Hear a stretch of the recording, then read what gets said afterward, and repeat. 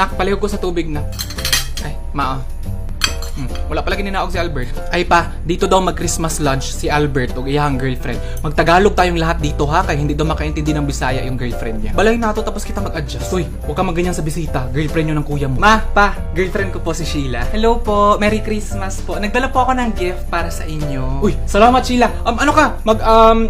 Ano ka? Upo ka. Ano po? Amaw man ka love. Uy, ang upo love, gulay na love. Sheila, maglingkod ka.